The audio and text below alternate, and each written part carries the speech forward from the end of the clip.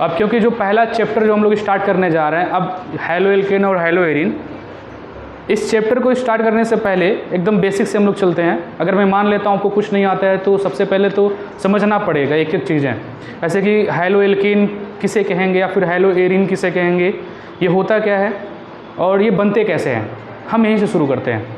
तो अब यहाँ पे देखो जो दोनों वर्ड सेम होंगे हिंदी और इंग्लिश मीडियम के, उसे मैं इंग्लिश में लिखूँगा तो कोई दिक्कत तो नहीं होगा।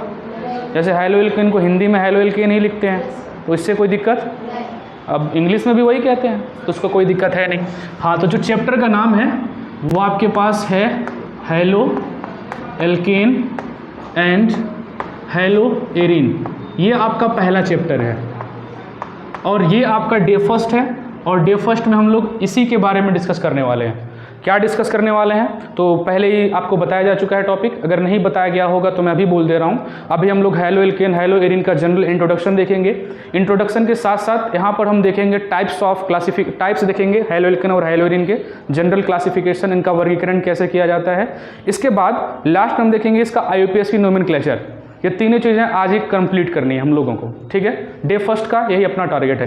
तो स्टार्ट करते हैं हैलो एल्केन और हैलो एरिन से। हिंदी में भी इसको यही कहते हैं तो घबराने वाली कोई बात नहीं है, ठीक है। तो एक एक वर्ड से मैं स्टार्ट करता हूँ। अगर मैं मानता हूँ कि अभी हम 0 से स्टार्ट कर रहे हैं तो पहली बात तो ये वर्ड को ही हमें समझना पड़ेगा। ये हैलो एल्केन क्या लिखा है, वो हैलो एरिन क्या लिखा है, एक एक को हम क्लासीफाई करते हैं। अब यहाँ पे देखिए हैलो, यहाँ पर जो हैलो लिखा हुआ है, ये जो अपने पास हैलो है, ये हैलो का मतलब क्या है। और यहाँ पर एक और वर्ड जो कॉम्बिनेशन से बना हुआ है वो अपने पास यहाँ देखने को क्या मिल रहा है, एल्केन।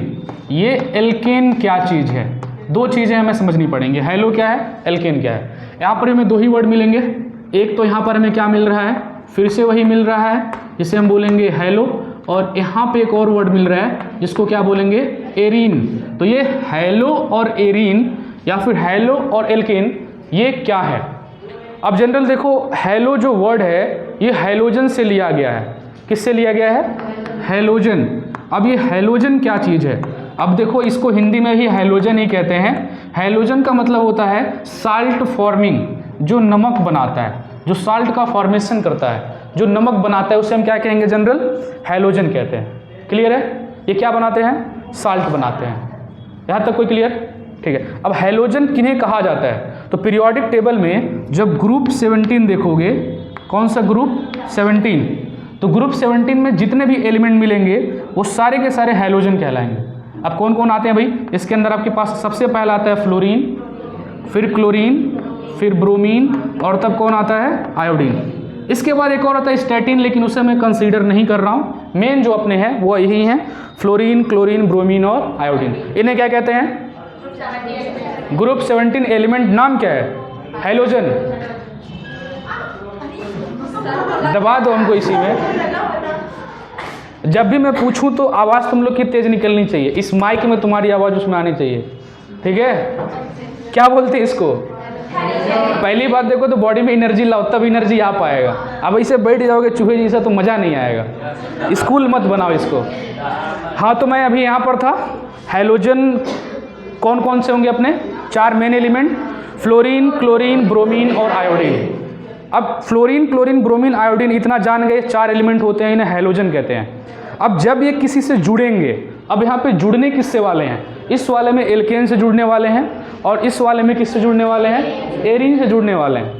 हम ये सवाल भी कर सकते हैं कि इनमें से पहले कौन जुड़ेगा और बाद में कौन जुड़ेगा, किसका साइज छोटा होता है, किसका साइज बड़ा होता है, क्योंकि हमें इसके बारे में जानना बहुत ज़रूरी है। क्योंकि पूरे हैलो एल्केन हैलो एरिन में जब भी हम लोग केमिकल रिएक्शन कराएंगे तो हमें पता करना पड़ेगा कि पहले कौन निकलेगा, पहले फ्लोरीन निकलेगा या फिर आयोडीन निकलेगा, तभी तो हम रिएक्शन करा पाएंगे।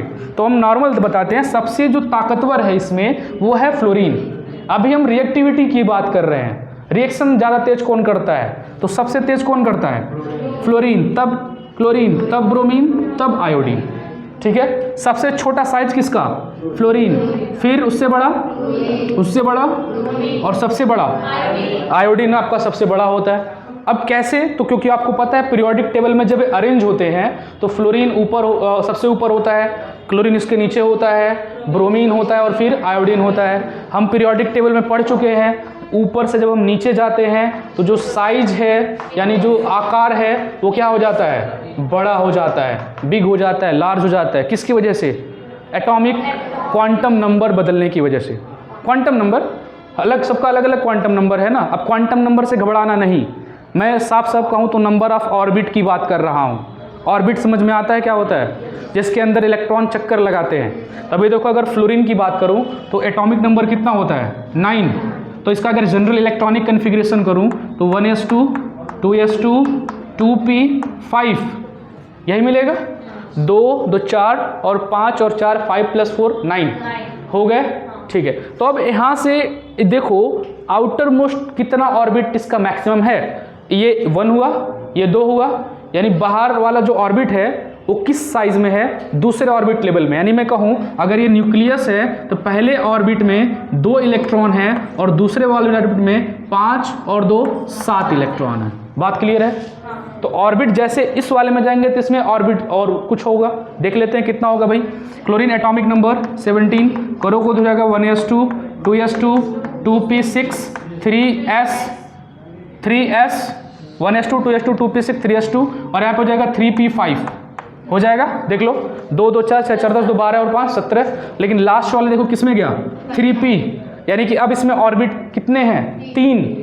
तो इसमें 3 ऑर्बिट, इनसे कितना हो जाएगा? 4। इसमें कितना हो जाएगा? 5। ऑर्बिट बढ़ रहा है कि नहीं बढ़ रहा? अगर ऑर्बिट बढ़ रहा है तो क्या बढ़ेगा? साइज। अब ध्यान से सुनना यहाँ से, अगर साइज बड़ा हो रहा है इसका मतलब क्या हुआ? इलेक्ट्रॉन जो आउटर मोस्ट में है, जो सबसे बाहर वाली कक्षा में इलेक्ट्रॉन है, वो नाभिक से काफ़ी दूरी पर है। तो सोच के देखो, जो बहुत बाहर है, जो बहुत दूर है, उसको निकालना आसान है या फिर जो बहुत पास है उसको निकालना आसान है? नॉर्मल मैं कहूँ तो ये 2 इलेक्ट्रॉन हैं, ये 7 इलेक्ट्रॉन हैं। इलेक्ट्रॉन कहाँ से आसानी से निकाला जा सकता है? बाहर वाले से। हमेशा माइंड में रहेगा, सबसे बाहर वाले से। यहाँ से इलेक्ट्रॉन आसानी से निकाल सकते हैं, यहाँ से नहीं निकाल सकते हैं। थोड़ा सोच के देखो, इसमें 3 ऑर्बिट हैं तो इसका तो और आसानी से निकाल सकते हैं, इसका उससे आसानी से, इसका उससे आसानी से। मतलब इलेक्ट्रॉन जो है, जो आउटर मोस्ट वाला जो इलेक्ट्रॉन है, उसके ऊपर जो फोर्स ऑफ अट्रैक्शन लग रहा है वो कम लग रहा है। लेकिन ड्यू टू इलेक्ट्रोनेगेटिविटी, इसकी इलेक्ट्रोनेगेटिविटी कितनी होती है? 4.0। पूरे पीरियोडिक टेबल में सबसे ताकतवर एलिमेंट कोई होता है तो कौन होता है? फ्लोरीन। इसके सामने कोई नहीं टिक सकता। यहाँ तक ये इतना ताकतवर एलिमेंट है कि ये जेनॉन से भी कंपाउंड बना लेता है। हम कहते हैं कि नोबेल गैस कंपाउंड नहीं बनाते, जो इनर्ट गैस होते हैं, जो अक्री गैस होते हैं, वो यौगिक नहीं बनाते, कहते हैं ना। लेकिन जब ये जुड़ जाएगा तो उसको भी बनाने पर मजबूर कर देता है। ये बना लेता है, ये XeOF2 का फॉर्मेशन कर लेगा, XeF2 का फॉर्मेशन कर लेगा। तो यहाँ पर देखो फ्लोरीन जुड़ा तो उसको भी बॉन्ड बनाना पड़ा। ताकत ज़्यादा किसकी? तो अभी एक चीज़ तो क्लियर हो गया, हैलोजन क्या होता है। क्लियर है? हैलोजन क्या होता है? ग्रुप 17 के एलिमेंट हैं। इसके अकॉर्डिंग मेन रूप से 4 एलिमेंट हमें देखने हैं, फ्लोरीन, क्लोरीन, ब्रोमीन और आयोडीन। काम खत्म।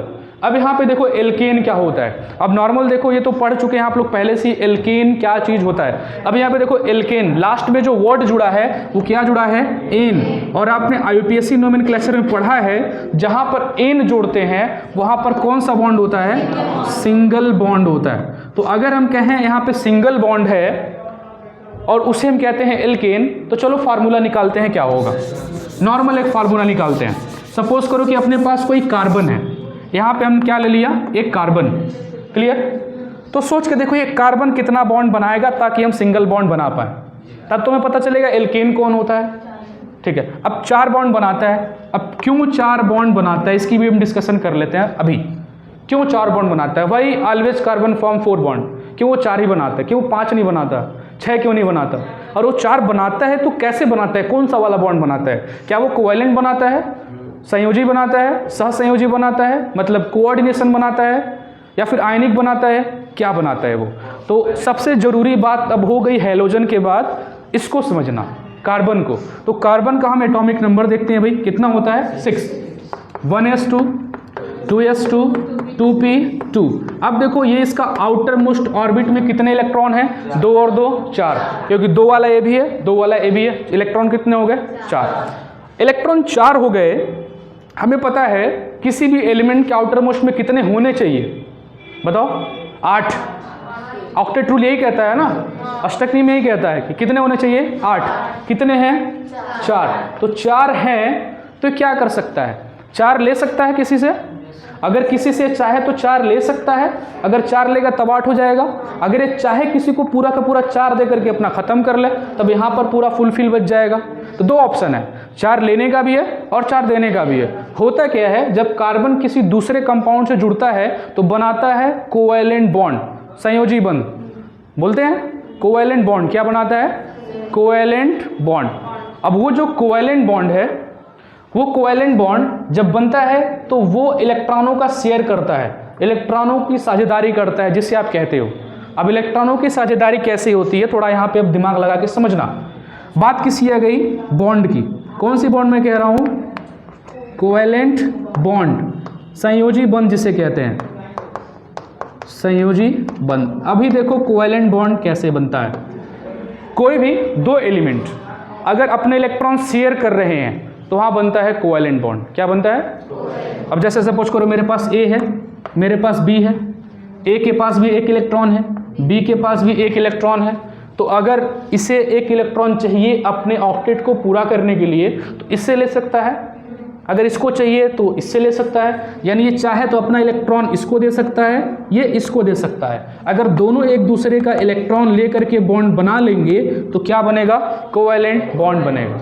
अभी क्लियर है। अभी देखो इसके बारे में स्टडी भी मैं आगे बताऊंगा कि क्यों ये 4 बॉन्ड बनता है, तो इसमें हाइब्रिडाइजेशन क्या क्या होता है, संकरण क्या क्या होता है, sp2 sp3, ये सब अभी थोड़ी बाद में। अभी हमें बस इतना देखना एल्केन क्या होता है। तो एल्केन का नॉर्मल यहाँ पे देखो मैंने कहा सिंगल बॉन्ड बनाता है। सपोज करो इसके चारों तरफ हम हाइड्रोजन जोड़ देते हैं, चारों तरफ हमने क्या जोड़ दिया, हाइड्रोजन। तो 1 कार्बन और कितने हाइड्रोजन, 4 हाइड्रोजन। तो कहीं पर अगर तुम्हें कार्बनिक कंपाउंड दिख जाए जहां पर कार्बन और हाइड्रोजन है, ओनली कार्बन और हाइड्रोजन और कोई नहीं, कार्बन और हाइड्रोजन है, हर जगह कौन बॉन्ड है, सिंगल बॉन्ड, उसे क्या बोलेंगे, एल्केन। तो जो नॉर्मल फार्मूला इनका होता है, नॉर्मल फार्मूला अगर हम लोग निकालेंगे वो आ जाएगा CnH2n+2। फार्मूले से कोई लेना देना नहीं है, याद करो मत याद करो कोई बात नहीं है। CnH2n+2 प्रूफ करते हैं भाई ये सही है या गलत है, चलो प्रूफ करते हैं। अब यहाँ पे जो n है वो क्या है, वो नंबर ऑफ एटम्स है, चलो फाइंड करते हैं भाई। अब यहाँ पे देखो नंबर ऑफ एटम मतलब कार्बन का ले रहे हैं, ध्यान देना यहाँ पे, ये जो n है किसके लिए है, कार्बन के लिए, हाइड्रोजन का मत समझना, ये कार्बन के लिए। सपोज करो हम कहते हैं कि अगर मेरे पास 2 कार्बन हो तो फार्मूला क्या होगा, तो मैं काम करता हूँ 2 कार्बन लेता हूँ, क्योंकि हम कह रहे हैं कार्बन 4 बॉन्ड बनाता है। तो कार्बन के पास एक प्रॉपर्टी होती है जिसे बोलते हैं कैटिनेशन, अपने ही कार्बन के साथ जुड़ने की प्रॉपर्टी, हिंदी में श्रृंखलन बोलते हैं। तो एक कार्बन जब दूसरे कार्बन जुड़ेगा यहाँ पर भी बॉन्ड बनेगा। तो यहाँ पर सपोज करो एक बॉन्ड मैंने दिखा दिया, कौन सा बॉन्ड, कोवैलेंट बॉन्ड, वही इलेक्ट्रॉनों की साझेदारी वाली। बाकी जगह कौन जुड़ जाएगा, हाइड्रोजन। तो हर जगह हम हाइड्रोजन को जोड़ देते हैं। लो मैंने हर जगह हाइड्रोजन को जोड़ दिया, सभी जगह हाइड्रोजन जुड़ गए। थोड़ा एक काम करो, काउंट करो कार्बन कितने हैं, 1 1 2, तो कार्बन हो गए 2, हाइड्रोजन कितने हो गए आपके पास, 3 और 3 6। फार्मूला क्या बना, C2H6। ये क्या है अपना, एक एल्केन है। थोड़ा चेक करो फार्मूले पे रख के क्या ये आ रहा है। यहाँ पे n की वैल्यू 1 और 1 कितने हैं, 2, तो यहाँ पे C की वैल्यू हो गई 2, इसकी 2 और प्लस 2, तो C2 2 2 जा 4, 4 + 2, तो C2H6 बन गया। तो अब इस क्लियर है एल्केन क्या होता है। और एक और चीज़ जो क्लियर हुआ, हैलोजन क्या होता है। दोनों क्लियर, ठीक है। एल्केन क्या होता है, वो कार्बनिक कंपाउंड है, कार्बन कंटेनिंग कंपाउंड है, उसमें सिर्फ कार्बन और हाइड्रोजन ही होते हैं, हाइड्रोकार्बन है, और सब के सब कौन से bond, single bond, single bond covalent bond, ठीक है, सब के सब सिंगल बॉन्ड ही रहेंगे। क्लियर है, कार्बन हाइड्रोजन के अलावा और कोई नहीं होगा। हैलोजन में कौन होंगे, फ्लोरीन क्लोरीन ब्रोमीन और उनके अलावा कोई नहीं। तो आगे बढ़ते हैं, अब देखते हैं अब इन दोनों को मिला के ये हैलो एल्केन कैसे बना, तब फिर हम उस पर चलेंगे। चलो, हैलो का मतलब क्लियर हो गया, कौन, फ्लोरीन क्लोरीन ब्रोमीन और आयोडीन। एल्केन में अपना फार्मूला वही CnH2n+2। चलो फार्मूले को रख लिया। एक काम करते हैं, एक सबसे छोटा लेते हैं, छोटा मॉलिक्यूल एल्केन का सबसे छोटा क्या हो सकता है, एक कार्बन वाला, एक कार्बन वाला, 1 2 3 और 4। ये बात यहाँ तक क्लियर हो गया। अब थोड़ा सोचो, हैलोजन को एल्केन से जोड़ देना है, हैलोजन को एल्केन से जोड़ देना है। अगर हैलोजन एल्केन से जुड़ेगा तभी तो क्या बनेगा, हैलो एल्केन।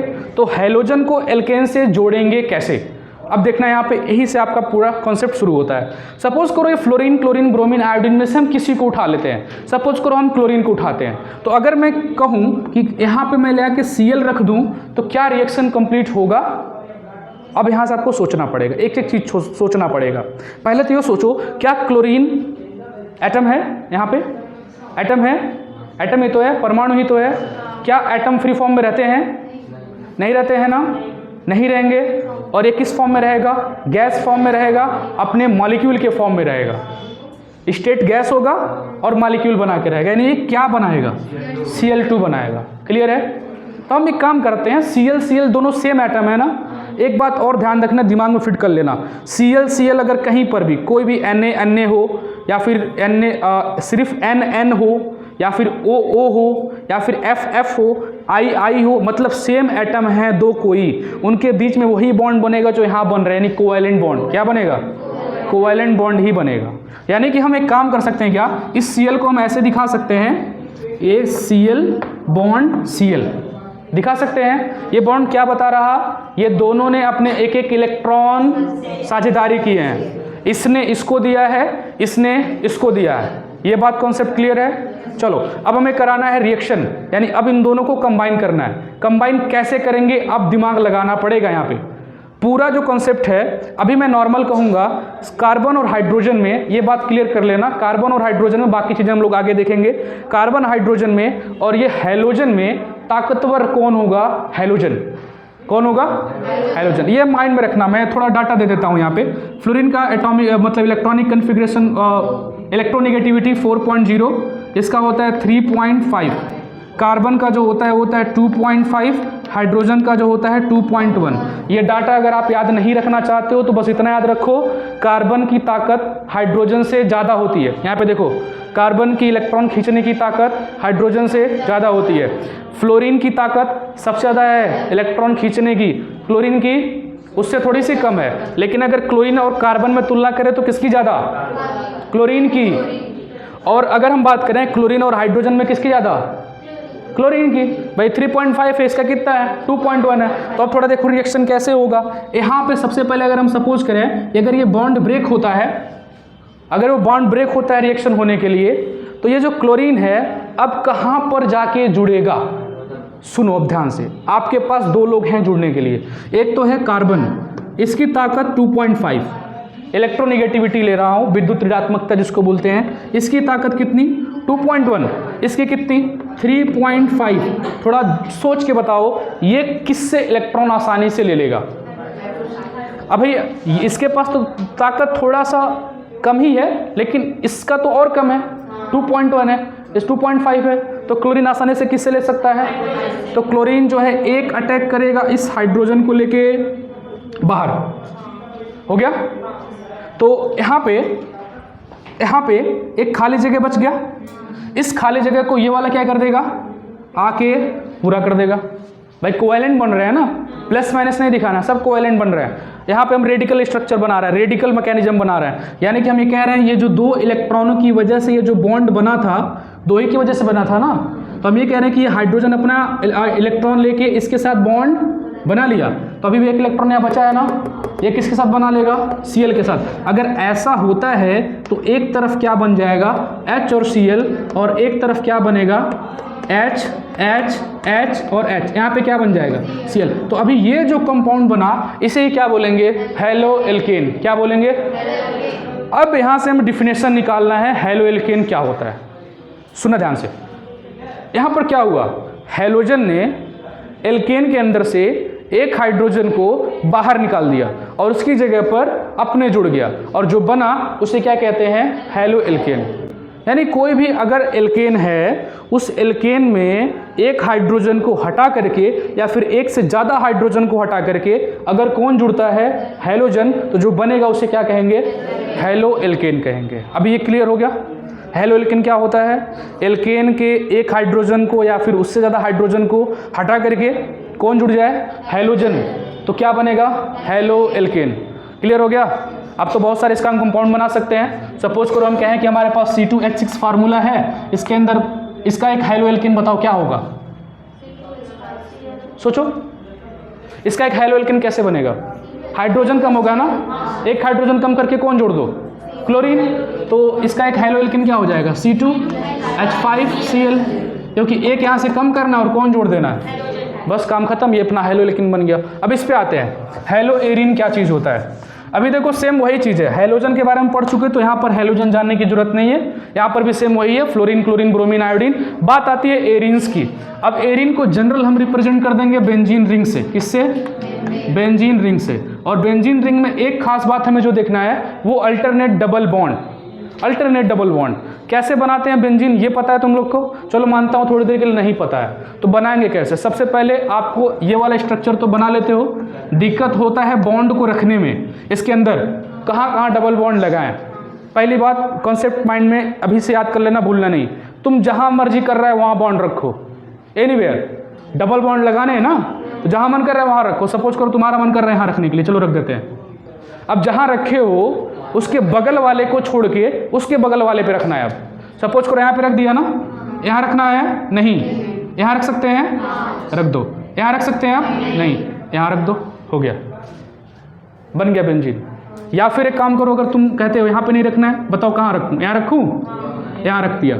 तो यहाँ जब रख दोगे पहला, तो यहाँ रखना पड़ेगा, तो यहाँ रख दो, यहाँ रखना पड़ेगा, यहाँ रख दो, हो गया बेंजीन।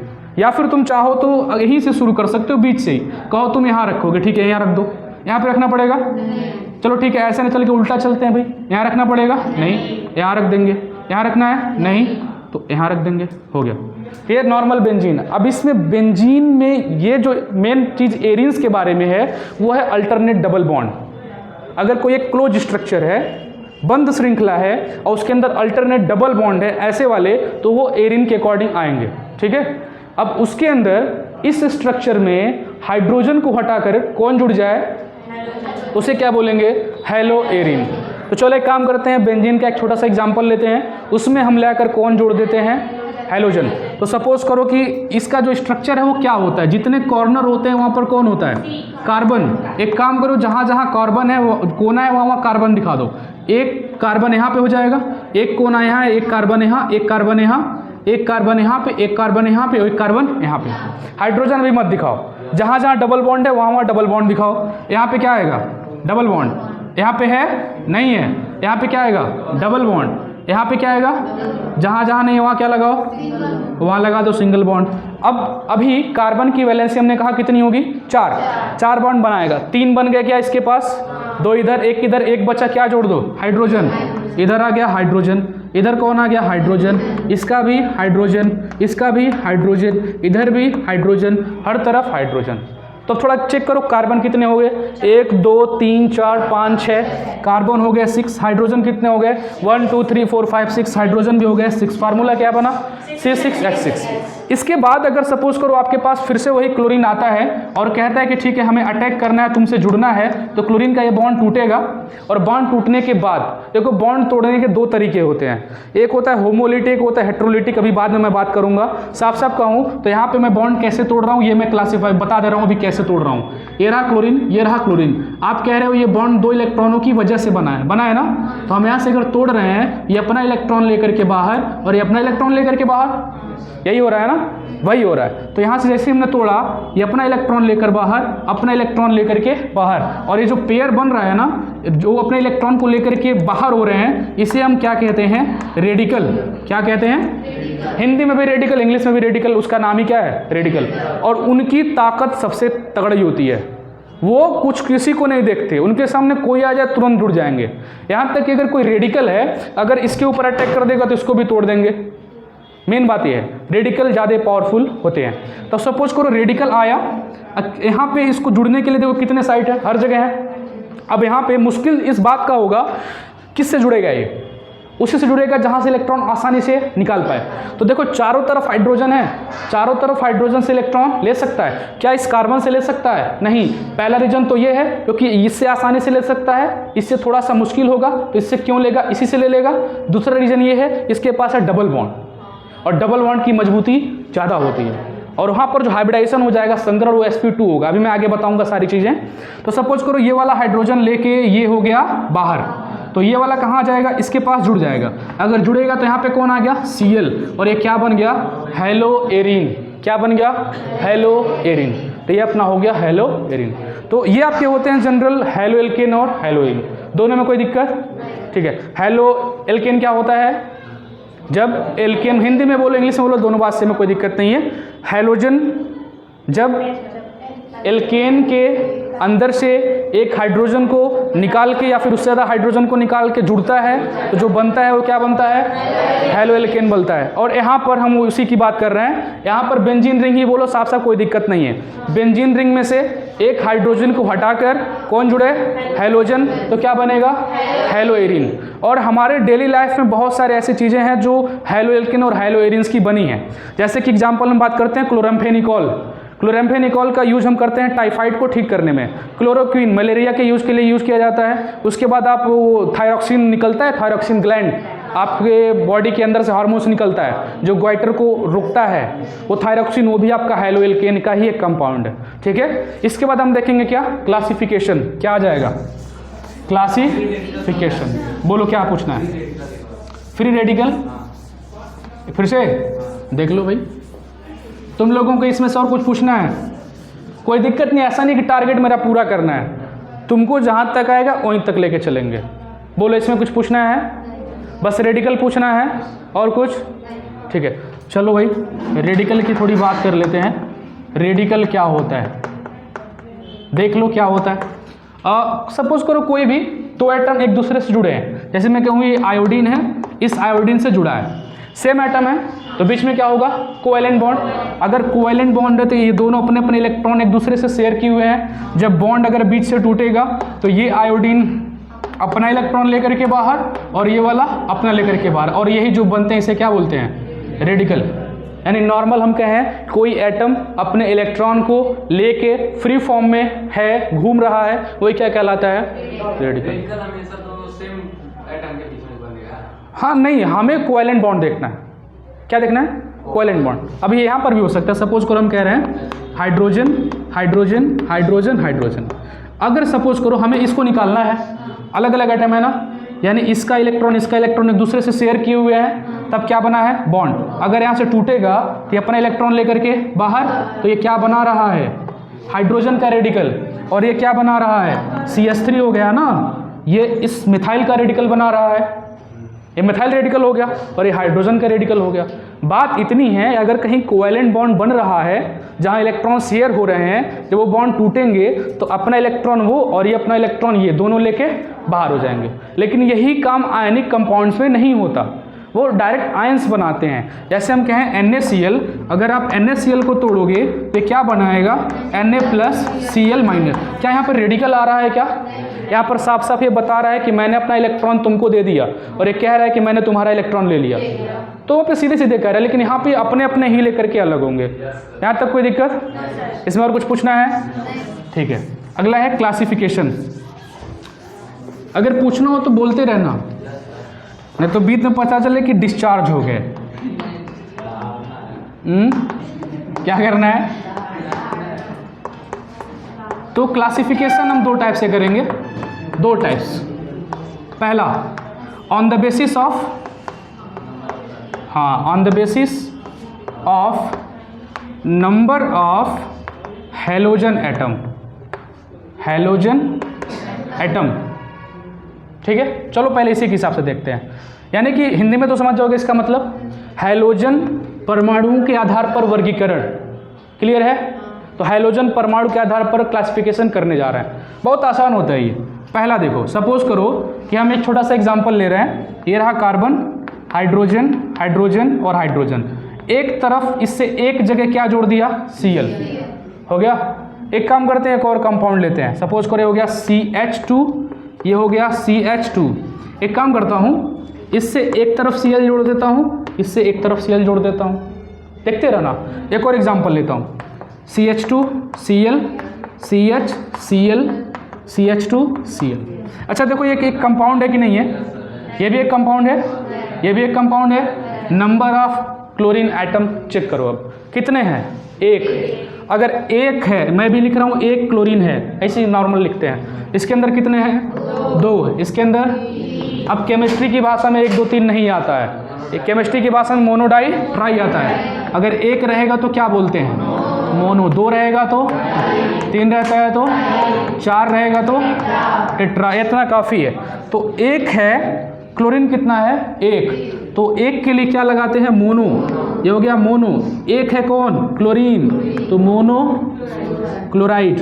मोनो मतलब मोनोक्लोराइड बोल सकते हो, या फिर इसका नाम तो भाई क्लोरोमेथेन ही लिखेंगे, मोनो लिखने की जरूरत ही नहीं है, क्योंकि मोनो क्या लिखेंगे? डायरेक्ट लिख सकते हैं क्लोरोमेथेन, हो सकता है ना। मोनोक्लोराइड लिखोगे गलत हो जाएगा, क्लोरोमेथेन नाम होगा। यहाँ पे डाई है कि नहीं है? डाई क्लोराइड है ये। अब इसका नाम कैसे लिखोगे? 1,2 डाई क्लोरो एथेन, मेथ एथ होगा। अब यूपीएससी में आगे सिखाऊंगा, परेशान नहीं होना है। तो 2 है, ये डाई वाला है। 3 है तो इसमें क्या है? ट्राई है। सेम यही एरिन वाले में भी आएगा। सपोज करो कोई एरिन है, ठीक है, इस एरिन में एक तरफ क्लोरीन जुड़ा है, ये मोनोक्लोरो हेलो एरिन है, ऐसे बोलोगे। इसको मैं थोड़ा और क्लासिफाई कर दे रहा हूँ, इसे क्या बोलोगे? Monochloro halo alkane. क्लियर है? एक है क्लोरीन तो मोनो, कौन है? क्लोरो, तो मोनोक्लोरो हेलो एल्केन। ये डाई क्लोरो हेलो एल्केन, ये ट्राई क्लोरो हेलो एल्केन। लेकिन यहाँ पे देखो जरा, एक क्लोरीन जुड़ा, लेकिन यहाँ पे देखो मोनोक्लोरो तो है, लेकिन ये कौन है? अब एरीन, और इससे जुड़ा है तो हाइलोजन। तो पूरा नाम ये जोड़ देंगे लास्ट में, monochloro hello arene, monochloro hello arene. या फिर एक और ले सकते हैं एग्जाम्पल, बेंजीन रहा, बेंजीन से इधर Cl, इधर Cl, तो डाई क्लोरो हेलो एरीन, ये कौन सा हो गया? Die chloro hello arene. एक काम करो, एक और लेते हैं भाई, ये अपने पास हो गया Cl, इधर भी Cl, इधर भी Cl, try chloro hello arene हो जाएगा। यानी कि अगर हम बात करें कि हाइड्रोजन के परमाणुओं के आधार पर, on the basis of number of halogen atoms, कैसे क्लासिफाई करेंगे? मोनो, डाई, ट्राई के हिसाब से। क्लियर है? एक रहेगा तो क्या बोलेंगे? मोनो, 2 रहा तो डाई, और 3 रहा तो, ये यहाँ तक क्लियर हो गया, हो जाएगा। देखो ये तो जनरल क्लासिफिकेशन है, इसमें ज़्यादा सोचने वाली बात नहीं थी। अब यहाँ पर ये जो मोनो वाला है ना, अब इस मोनो वालों को हम क्लासिफाई करेंगे। ये मोनो वाला जो है, mono halo alkane, mono halo arene, इनको क्लासिफाई करेंगे। कैसे करेंगे? On the basis of hybridization, संकरण के हिसाब से। ठीक है, अभी पता ही नहीं होगा संकरण क्या होता है, तो मैं संकरण से अब शुरू करता हूँ, फिर इसका क्लासिफिकेशन देखता हूँ। हाँ, मोनो हेलो एरीन बोल सकती हो, कोई दिक्कत नहीं है। जैसे मैं क्लोरीन इसलिए यूज कर रहा था यहाँ पे, क्योंकि ऑलरेडी मैं क्लोरीन यहाँ पे दे रहा हूँ ना। डाई क्लोरो एरीन बोल सकती हो, कोई दिक्कत नहीं है। या फिर अगर दोनों हाइड्रोजन है, सही बात है, कोई दिक्कत नहीं है, लेकिन मैं इसलिए यूज कर रहा हूँ बार बार, क्योंकि मैंने यहाँ पे क्लोरीन लिखा हुआ है, मैं समझाने के लिए, बस जस्ट एज्यूम करने के लिए। तो यूपीएससी जब लिखा जाएगा तब तो उसका देखना ही है, लेकिन नॉर्मल अभी क्लियर है कि नहीं है? मतलब ऐसे बता देता हूँ एक बार फिर से, क्या बोल सकते हो? मोनोक्लोरो हेलो एल्केन में बोल रहा था, तो मोनो हेलो एल्केन बोल सकते हो। क्लियर है? अगर यहाँ पे एक्स लिखता तब, या फिर मोनोक्लोरो एल्केन बोल सकते हो। क्लियर है? इसका डाई हेलो की जगह पे क्लोरो यूज कर लो, di chloro alkane, tri chloro alkane. इसका monochloro arene, di chloro arene, tri chloro. नहीं, इससे कंफ्यूज नहीं होना है, ये तो छोटी छोटी चीज़ें हैं, कोई दिक्कत अब नहीं। ठीक है, इसके बाद क्लासिफिकेशन देखने से पहले हाइब्रिडाइजेशन जरूरी है, और ये बहुत जरूरी है, हद से ज़्यादा जरूरी है। तो संकरण जानते हो तुम लोग? क्योंकि इसके बाद जो क्लासिफिकेशन था ना, वो बता देता हूँ किसके हिसाब से था। वो था on the basis of hybridization, hybridization of carbon atom, इसके अकॉर्डिंग करना था। तो अब देखो, क्योंकि मोनो डाई ट्राई वाला आसान था तो वो हो गया है। तो अब इसको करने के लिए हमें क्या समझना पड़ेगा? हाइब्रिडाइजेशन। वैसे देखो, अगर मैं एक लाइन में समझाना चाहूँ तो मैं यही कहूँगा, जहाँ जहाँ सिंगल बॉन्ड देखना वहाँ पर हाइब्रिडाइजेशन क्या बोलना? sp3। जहाँ जहाँ पे डबल बॉन्ड देखना sp2। जहाँ जहाँ पे ट्रिपल बॉन्ड देखना sp। लेकिन अब यहाँ पर ये जानना जरूरी हो जाता है कि sp3 क्या है, sp2 क्या है और sp क्या है। क्या पता है ये क्या होते हैं? नहीं? चलो ठीक है, अंदर चलता हूँ। अभी थोड़ी देर पहले मैंने कार्बन का इलेक्ट्रॉनिक कन्फिग्रेशन, इलेक्ट्रॉनिक विन्यास लिखा था। Atomic number 6, 1s2, 2s2, 2p2। एक बात बताओ, यहाँ पे आउटर मोस्ट यही दोनों हैं, ठीक है। इन दोनों को मैं थोड़ा लेके आगे बढ़ता हूँ, इसे ऐसे ही छोड़ते हैं। इन दोनों को सेम एटॉमिक ऑर्बिटल है तो इनको लेते हैं। s में यहाँ पे कितने इलेक्ट्रॉन हैं? 2। p में कितने ऑर्बिटल होते हैं? 3। कक्षक जो होते हैं वो 3 होते हैं। तो 1, 2, 3। कितने इलेक्ट्रॉन हैं? 2। एक इसमें, एक इसमें। ऐसा कभी नहीं करना कि तुम दोनों इसमें भर देना, ये हुंड प्रिंसिपल के अगेंस्ट होगा।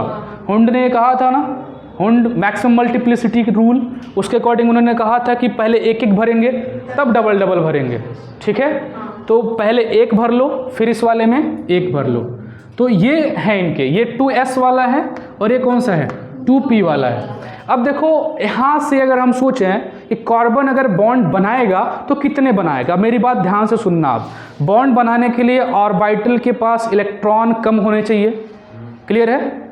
इलेक्ट्रॉन कम होने चाहिए, इलेक्ट्रॉन का पेयर नहीं बना होना चाहिए। अगर इलेक्ट्रॉन का पेयर बन गया तो बॉन्ड नहीं बनाएगा, यानी इलेक्ट्रॉन खाली है तभी तो बॉन्ड बनाएगा।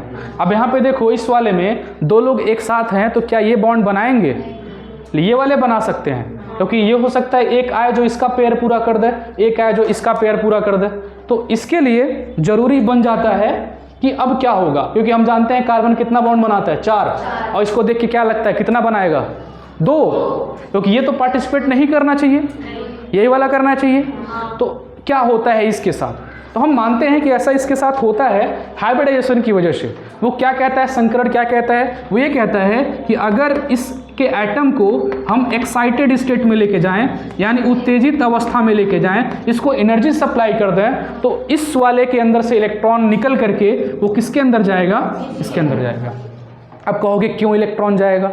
मेरी बात समझना, अगर हम कहें कि हम इसी रूम में हैं, मैं यहाँ बैठा हूँ और कोई पीछे बैठा है, ठीक है, मैं यहाँ हूँ, कोई पीछे है, तो मैं यहाँ से कोई एक सामान उसको दे सकता हूँ कि नहीं? दे सकता हूँ ना। ये डस्टर ही सपोज करो मेरे हाथ में है, पीछे बैठने वाले बच्चे को मैं कहूँ देना चाहूँ तो यहाँ से दे सकता हूँ, ठीक है। सपोज करो इलेक्ट्रॉन है, ठीक है, मैं ऑर्बिटल हूँ, वो भी ऑर्बिटल, मैं इलेक्ट्रॉन ट्रांसफ़र कर सकता हूँ। लेकिन वही बच्चा अगर इस दरवाजे के पीछे बैठा हो तो दरवाज़ा खोलना पड़ेगा तब देंगे। और सपोज करो ऐसा कोई दरवाज़ा जो खुल ही नहीं सकता है तो नहीं दे पाएंगे, सिंपल सी बात है। यानी कि अभी यहाँ पर ये भी है 2s, ये भी क्या है 2p, ऑर्बिटल क्या है? सेम, यानी एक ही घर में है। ये जब एक ही घर में है और इलेक्ट्रॉन की कमी हो जा रही है इसको, तब तो ये दे सकता है ना। एक ही घर में होने की वजह से जब इलेक्ट्रॉन की कमी हुई तो इसने अपना इलेक्ट्रॉन इसको दे दिया एक्साइटेड स्टेट में। भाई उत्तेजित हो गया, इसके पास एनर्जी आ गई। जब एनर्जी आई तो क्यों रुकेगा? ये यहाँ से हट के उसके पास चला गया, यही हुआ है। अब जब जाएगा तो क्या होगा, थोड़ा ध्यान से देखना। अब इसके पास कितने बचे? 1। इसके पास अब कितने बचे?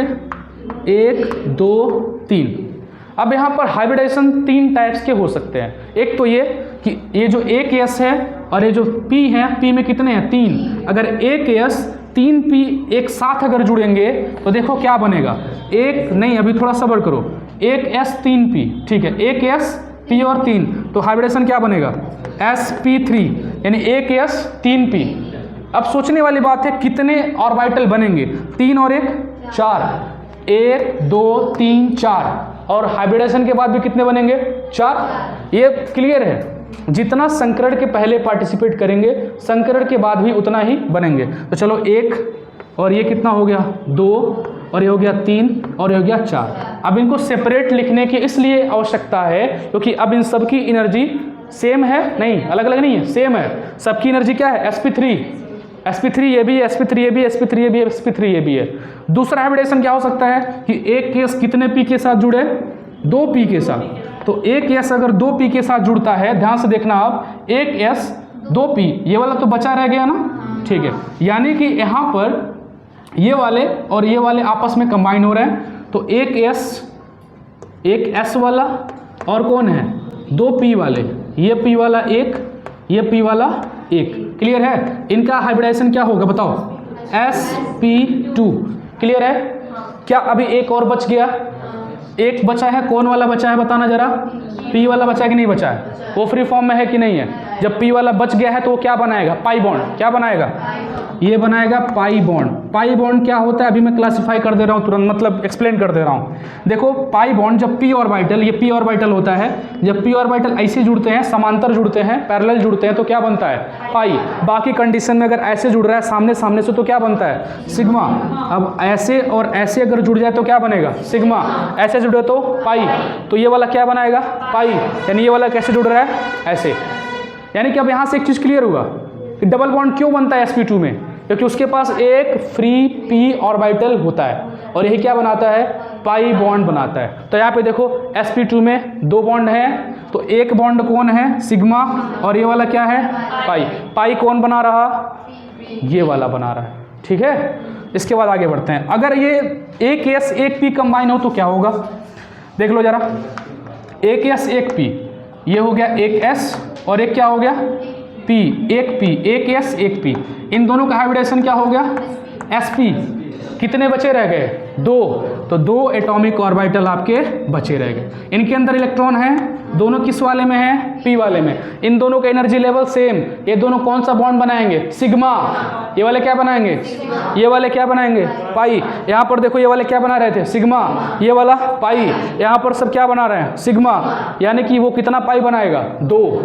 यानी कि हाँ बोलो बोलो जल्दी बोलो, पूछो। सारा सिग्मा ही बनाएगा। हाँ, सारा नहीं बोला मैंने इन दोनों को बोला। कहाँ पे, बोलो जल्दी बोलो, कौन से वाले में, ये वाले, ये वाला क्लियर है। एक बात बताओ, ये वाला क्लियर है, ठीक है। एक्साइटेड हुआ तो क्या हुआ, यहाँ से इलेक्ट्रॉन निकला, इस वाले में चला गया, ये क्लियर है। अब मैं कह रहा हूँ यहाँ से 3 तरीके से बन सकते हैं।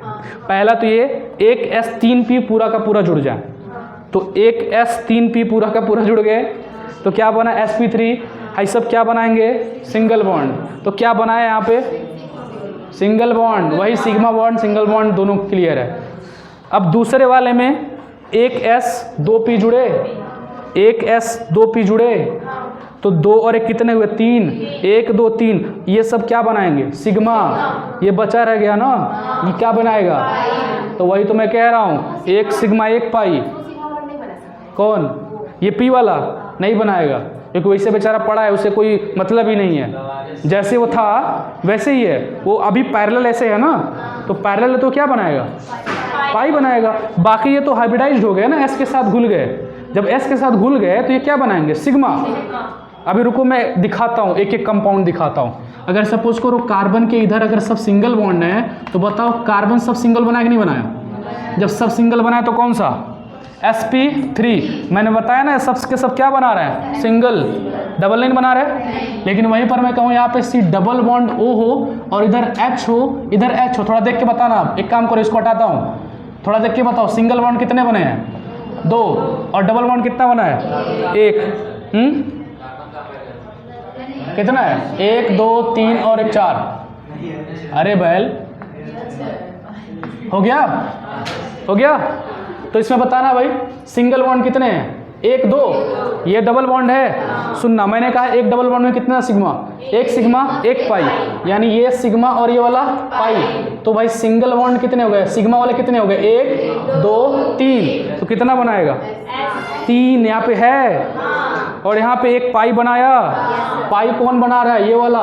यानी कि नॉर्मल कहूँ कि इसका जो P वाला है और ऑक्सीजन का जो P वाला है, जो बचे हैं वो ऐसे जुड़ रहे हैं, और बाकी जो है वो कैसे जुड़ रहे हैं, सामने सामने से जुड़ रहे हैं। वही तो कभी बोल रहा हूँ। और sp वाले में क्या हुआ, एक S एक P, ठीक है। और बाकी 3 बॉन्ड बनेंगे, 2 ये बना रहा है, 2 ये बना रहा है, ये 2 क्या बनाएंगे, पाई, और ये 2 क्या बनाएंगे, सिग्मा। इसीलिए यहाँ पे देखो कितना पाई बनता है, 2 पाई बनता है। तो संकरण क्लियर है। अगर तुम्हें उस पर ध्यान नहीं देना तो बस मेरी यही बात समझ लो, इतना बहुत काफ़ी है। बस ये जहाँ जहाँ सिंगल बॉन्ड होगा वहाँ वहाँ क्या होगा, sp3। एनर्जी गया क्या, अरे हाँ। सिंगल बॉन्ड क्या होगा, sp3। डबल बॉन्ड क्या होगा, sp2। ट्रिपल बॉन्ड क्या होगा, sp। sp3 में कितने सिग्मा बॉन्ड, 1। और sp2 में 1 सिग्मा 1 पाई, sp3 में 1 सिग्मा 2 पाई। पाई कब बनता है? जब p ऑर्बिटल पैरेलल समांतर जुड़ते हैं तो क्या बनता है? पाई। बाकी कब क्या बनाएंगे? सिग्मा। खत्म। यही होता है हाइब्रिडाइजेशन। क्लियर है? क्या समय बचा है मेरे पास? नहीं